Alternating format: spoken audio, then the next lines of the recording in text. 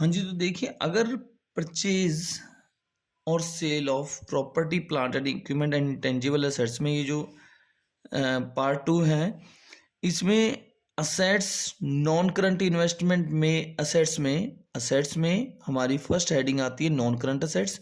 उसमें property, plant and equipment and intangible assets में notes to account में suppose करो हमारे पास मशीनरी की वैल्यू गिवन है। वो क्या गिवन है कि 2021 में जो असेट्स 2 लाख की थी उसकी वैल्यू 2022 में 6,20,000 है। साथ में पेटेंट की वैल्यू जो कि पहले 70,000 हुआ करती थी, अब उसकी वैल्यू है 1,30,000। अब हमने जो इससे पहले वीडियो डिस्कस की थी उसमें हमने कहा था कि इन इन्फॉर्मेशन के अलावा एडिशनल इन्फॉर्मेशन में एडजस्टमेंट में हमें कोई इन्फॉर्मेशन गिवन नहीं है, ना तो मशीनरी की ना ही पेटेंट की। लेकिन अब की बार अगर इन्फॉर्मेशन आ जाए तो क्या होता है, ध्यान रखना कि कभी भी अगर किसी भी चीज को लेके दो इन्फॉर्मेशन के अलावा कोई थर्ड इन्फॉर्मेशन आ जाए तो कोशिश करना उसका अकाउंट बनाना। अब जैसे यहाँ क्या है, हमारे पास मशीनरी से रिलेटेड थर्ड इन्फॉर्मेशन आ गई तो हमने क्या किया, मशीनरी का अकाउंट बना दिया। वो थर्ड इन्फॉर्मेशन क्या आई कि depreciation charge during the year is ₹85,000। अब डेप्रिसिएशन लगता है टेंजिबल असेट्स पे, मीन्स ये मशीनरी से रिलेटेड होगा। मशीनरी से रिलेटेड अगर थर्ड इन्फॉर्मेशन आ जाए तो हमें कोशिश करनी है उसका अकाउंट बनाना है। सेम इसी तरह पेटेंट जो कि एक इंटेंजिबल असेट्स है, उसकी ये दो इन्फॉर्मेशन गिवन थी। प्रीवियस ईयर में उसकी उसकी वैल्यू क्या थी, करंट ईयर में उसकी वैल्यू क्या है। थर्ड इन्फॉर्मेशन उसकी और आ गई एडजस्टमेंट में कि patent having book value 20,000 are sold at ₹25,000। Patent जिनकी वैल्यू होती थी 20,000 उसको हमने 25,000 में सेल कर दिया। पॉइंट ये है कि इसके अलावा भी और इन्फॉर्मेशन भी अगर आ जाए तो कोशिश करना है हमें उसका भी अकाउंट बनाना है, चाहे वो इंटेंजिबल असेट्स है। तो हमने क्या किया, यहाँ पेटेंट्स का अकाउंट बनाया। अब सबसे पहले मैं बात करता हूँ मशीनरी अकाउंट की।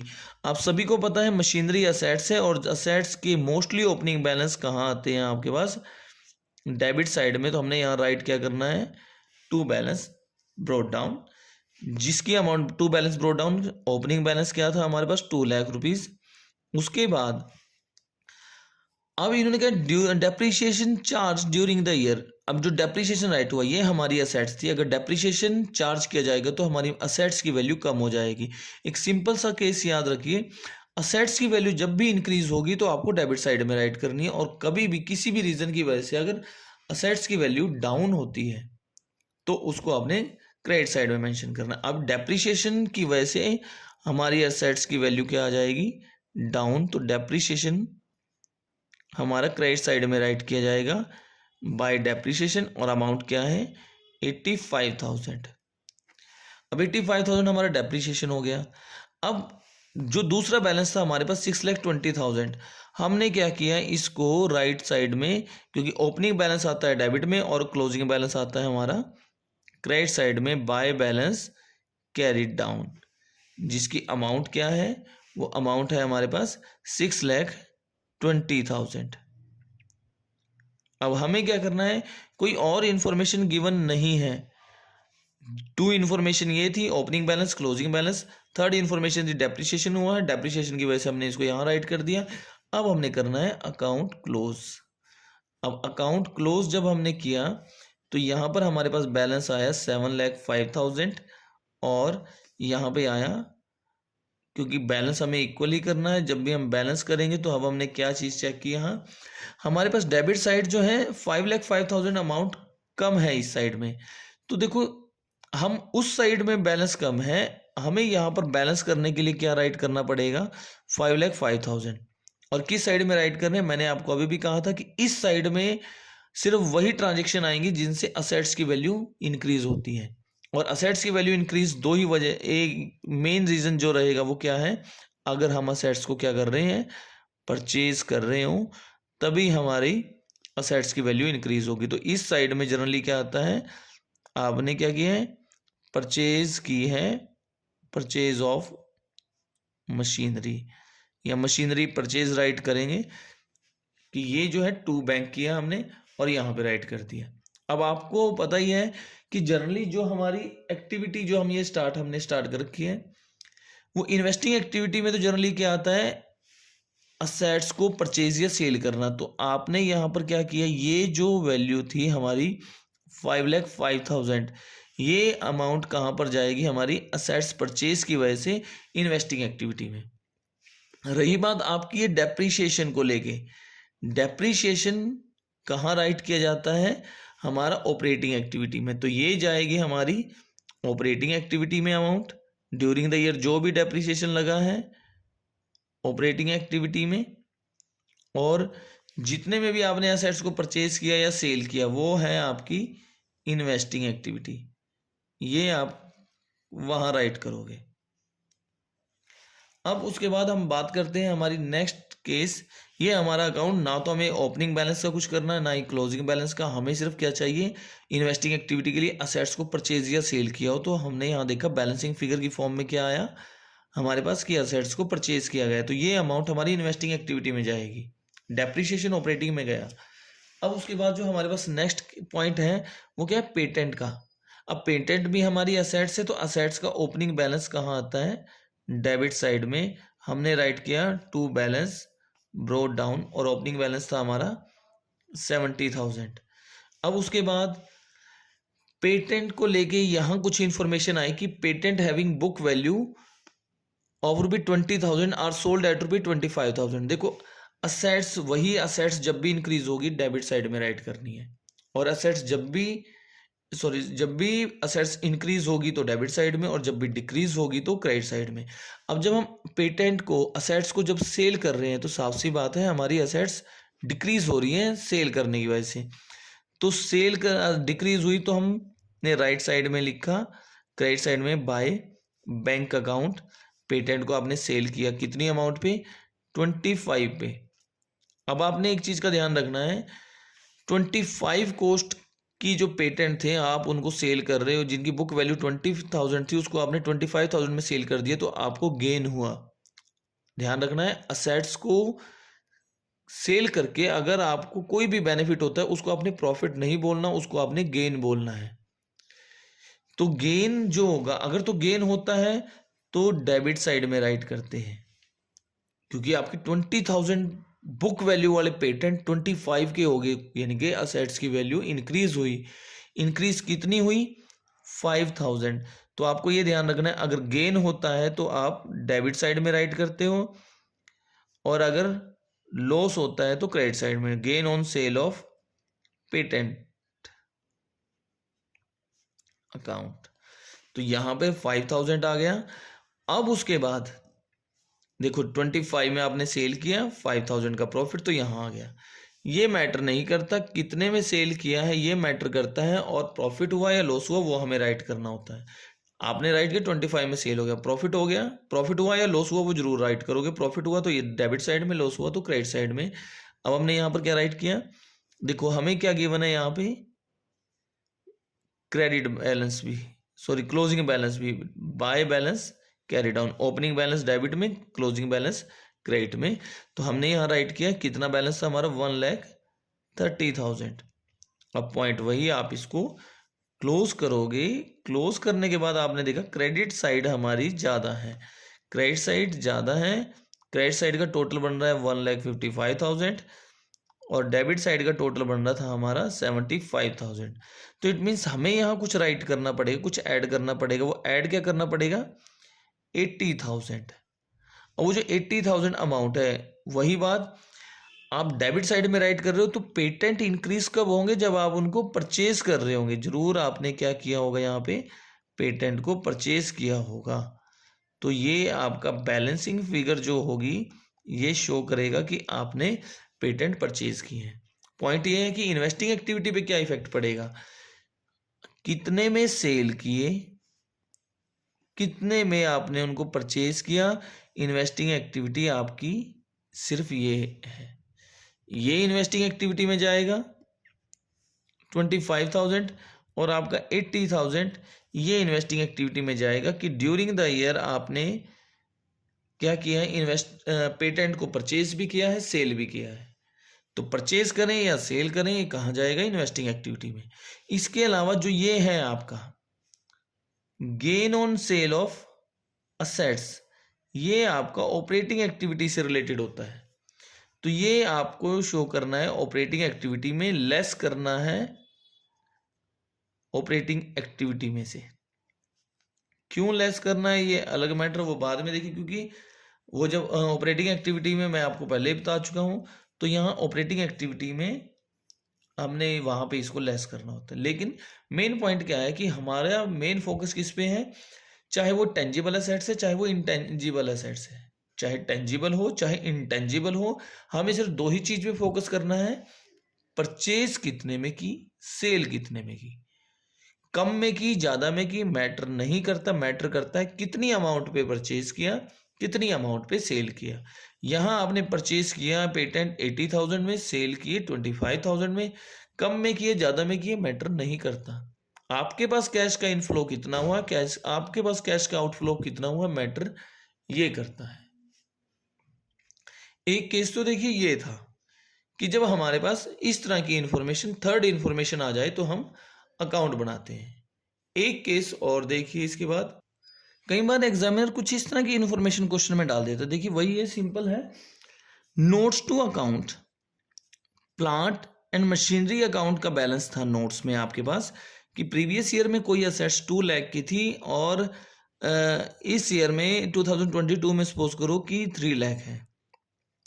आपको एडिशनल इंफॉर्मेशन क्या गिवन है, आपको देखिए इससे लास्ट क्वेश्चन की अगर हम बात करें तो डेप्रिसिएशन गिवन था, एक ही डेप्रिसिएशन गिवन था कि ड्यूरिंग द ईयर डेप्रिसिएशन 85,000 था। लेकिन देखिए एक बार मैं आपको दिखा भी देता हूं जो केस था वो,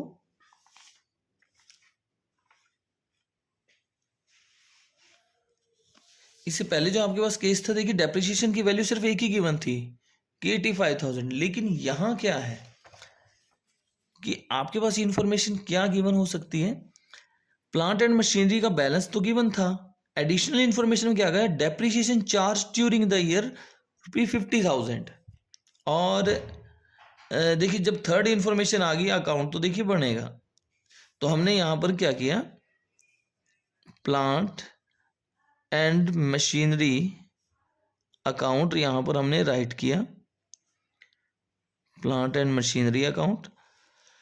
अब थर्ड इंफॉर्मेशन थी तो हम आगे, तो हमने यहाँ सबसे पहले क्या राइट किया, हमें पता था कि ओपनिंग बैलेंस डेबिट साइड में आता है, तो हमने राइट किया टू बैलेंस ब्रॉट डाउन, जो कि था हमारा 2 लाख राइट किया।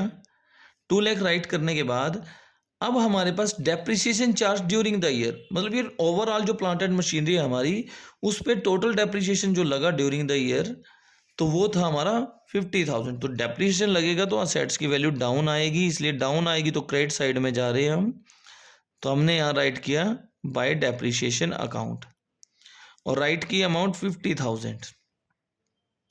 लेकिन जब हमने एक और एडजस्टमेंट देखी तो उसमें क्या राइट था, अ मशीन कोस्टिंग 50,000। एक कोस्ट प्राइस क्या होता है, कोस्ट प्राइस वो होता है जिस प्राइस पे आपने उस एसेट्स को एक्वायर किया था, कि चाहे वो आपने 10 साल पहले परचेज की थी, चाहे वो 5 साल पहले परचेज की थी, जिस प्राइस पे भी आपने उसको एक्वायर किया, परचेज किया, वो प्राइस होता है कोस्ट प्राइस।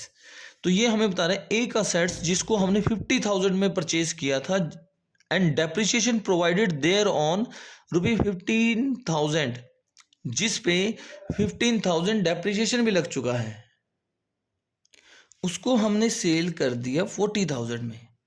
अब एक चीज़ का ध्यान रखना है आपने, वो मैं नेक्स्ट वीडियो में आपको क्लियर करूंगा कि यहाँ पर प्रोविज़न फॉर डेप्रिसिएशन हम नहीं बना रहे हैं, और जब हम provision for depreciation account maintain नहीं करते बैलेंस शीट में, अगर प्रोविज़न फॉर डेप्रिसिएशन अकाउंट या accumulated depreciation account balance sheet contain नहीं कर रही है या उसमें वो मेंशन नहीं है, तो हम ये सोच के चलते हैं कि ये जो हमारी प्लांट एंड मशीनरी है ये बुक वैल्यू पे शो हो रही है। बुक वैल्यू मीन्स आज करंट में उसकी वैल्यू क्या है, करंट में उसकी वैल्यू कैसे कैलकुलेट होती है, कोस्ट प्राइस में से डेप्रिसिएशन लेस करके जो बचता है वो हमारी बुक वैल्यू होती है असेट्स की। तो जनरली अब देखो क्वेश्चन में जो कंफ्यूजन का केस है, ये मैंने आपको क्यों यहाँ वीडियो मेंशन किया, वो इस वजह से, इस क्वेश्चन में एक डेप्रिसिएशन तो ये है जो ड्यूरिंग द ईयर आप चार्ज किया गया 50,000, और एक डेप्रिसिएशन ये है जिसकी अमाउंट है 15,000, एक 50,000 है, एक 15,000 है।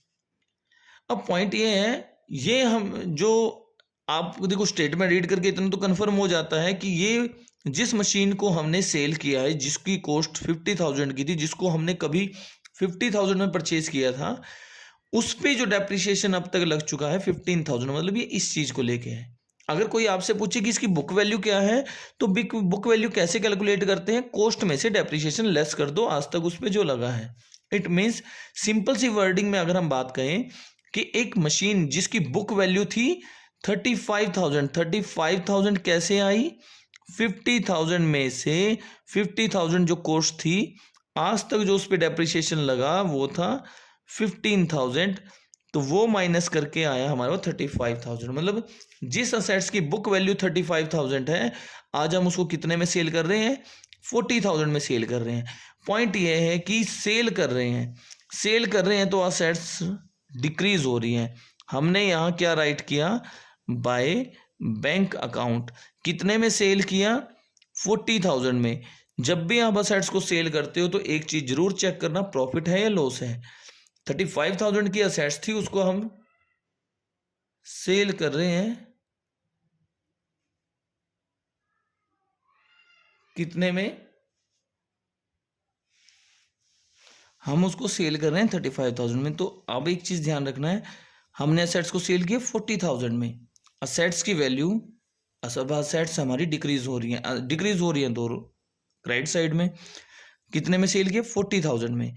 और जब भी असेट्स को हम सेल करते हैं तो किस चीज पे फोकस करना है कि या तो प्रॉफिट पे सेल किया होगा या लॉस पे। तो बिल्कुल क्लियर है, 35,000 की असेट्स को 40,000 में सेल किया तो प्रॉफिट हुआ, सॉरी गेन हुआ। और गेन होता है तो हम किस साइड में राइट करते हैं, डेबिट साइड में। और राइट किया हमने gain on sale of machinery account, जो कि कितना हुआ, 5,000 हुआ। तो यहां अब एक चीज का ध्यान रखना, डेप्रिसिएशन जो हमें राइट करना है वो सिर्फ कौन सा राइट करना है, ड्यूरिंग द ईयर से रिलेटेड। जिस असेट्स को आप सेल कर रहे हो उसकी कौन सी वैल्यू मैटर करती है, मैटर करती है उसकी बुक वैल्यू। किस केस में, अगर हम अलग से एक्यूमुलेटेड डेप्रिसिएशन अकाउंट नहीं बना रहे तो किस चीज पे फोकस करना है, सिर्फ जिस असेट्स को सेल किया उसकी बुक वैल्यू पे फोकस करना है हमें। बुक वैल्यू कैसे आती है, बुक वैल्यू आपकी आती है कॉस्ट माइनस क्या करके, कॉस्ट माइनस ओवरऑल जो अब तक उस पर डेप्रिसिएशन लगा है वो लेस करके। तो हमारे पास बुक वैल्यू 35,000 थी। तो ये हमारा कंसेप्ट था यहां तक का। अब हमने क्या राइट किया, उसके क्लोजिंग बैलेंस। अब क्लोजिंग बैलेंस क्या गिवन है, by balance carried down. Balance by balance carried down किया तो हमारे पास वैल्यू क्या गिवन है, 3 लाख। अब हमने इसको क्लोज किया। जब हमने अकाउंट को क्लोज किया तो हमने देखा हमारी क्रेडिट साइड का टोटल जो है वो ज़्यादा है, जो कि 3,90,000 है। हमारी डेबिट साइड का जो टोटल था वो थोड़ा कम था, क्योंकि उस साइड का टोटल है 2,05,000। तो 2,05,000 है, तो इट मीन्स हमारे यहाँ 1,85,000 अमाउंट की कमी पड़ गई डेबिट साइड में। अब डेबिट साइड में हम कुछ 1,85,000 अमाउंट को ऐड कर रहे हैं। अब ऐड कर रहे हैं, पॉइंट फिर आया, डेबिट साइड में अगर कोई चीज़ हमें राइट करनी पड़ रही है, इसका मतलब उससे असेट्स इंक्रीज हुई है, तभी हम उसको राइट डेबिट साइड में कर रहे हैं। तो इंक्रीज हुई है तो इसका मतलब आपने कहीं ना कहीं उस असेट्स को परचेज किया होगा। तो हम यहाँ लिखते हैं जो भी बैलेंसिंग फिगर आएगा वो आपका डेबिट साइड में जरूर आपने असेट्स परचेज की होगी 1,85,000 में। तो यहाँ सिंपल सा पॉइंट क्या था इस क्वेश्चन में, तो सिर्फ जो शो किया है मैंने वो क्या है कि डेप्रिसिएशन 2 गिवन थे। एक डेप्रिसिएशन वो था जो ड्यूरिंग द ईयर है, और एक डेप्रिसिएशन वो है जो उस असेट से रिलेटेड है जिसको आपने सेल किया। अब अगर तो प्रोविजन फॉर डेप्रिसिएशन अकाउंट या accumulated depreciation account balance sheet में नहीं है गिवन, तो ध्यान ये रखना जिस असेट्स को सेल कर रहे हैं हमें उसकी बुक वैल्यू देखनी है। सिर्फ हमें सिर्फ किस चीज को चेक करना है, असेट्स जिसको आप सेल करो उसकी बुक वैल्यू को। उस केस में हमें ना तो कॉस्ट को देखना है, ना उस असेट्स पे अब तक जो डेप्रिसिएशन लगा उसको भी नहीं देखना। क्या चीज़ चाहिए हमें, जिस असेट्स को सेल कर रहे हैं उसकी बुक वैल्यू क्या है, आज उसकी वैल्यू क्या है और कितने में हम उसको सेल कर रहे हैं, ये मैटर करता है हमारे इस केस में। तो आई होप ये आपको समझ में आ गया होगा कि एक इससे पहले वाला केस जो कि हमारा क्या था, डेप्रीशिएशन की वैल्यू एक गिवन थी। इस एग्जांपल में आपने देखा है 2 डेप्रीशिएशन गिवन है, तो वहां पर ध्यान रख लेना, जैसे ही आपको ये 2 डेप्रीशिएशन देखने को मिले आप चेक करना कि क्या क्वेश्चन के अंदर, या आप नॉर्मल भी क्वेश्चन में चेक करना कि प्रोविजन फॉर डेप्रिसिएशन अकाउंट तो नहीं है, या एक्यूमुलेटेड डेप्रिसिएशन अकाउंट नोट में मेंशन तो नहीं है। अगर नोट्स में नहीं मेंशन है तो सिंपल सी चीज आप इसके अकॉर्डिंग चलो, आपको सिर्फ एक ही अकाउंट बनाना है, प्लांट एंड मशीनरी अकाउंट। उसमें ड्यूरिंग द ईयर ओवरऑल जो डेप्रिसिएशन होता है वो हम राइट करते हैं क्रेडिट साइड में। जिस असेट्स को सेल कर रहे हैं उसका डेप्रिसिएशन हमें नहीं चाहिए, उसकी तो हमें सिर्फ बुक वैल्यू चाहिए और कितने में उसको सेल किया हमें वो चीज चाहिए।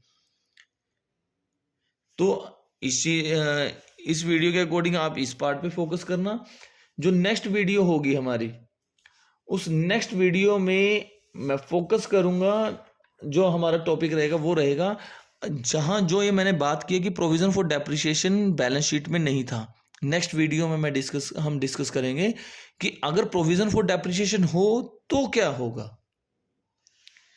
तो इस वीडियो में इतना ही, ये 2 case. Next part next video में डिस्कस करेंगे। अभी के लिए आप इसी की प्रैक्टिस करें।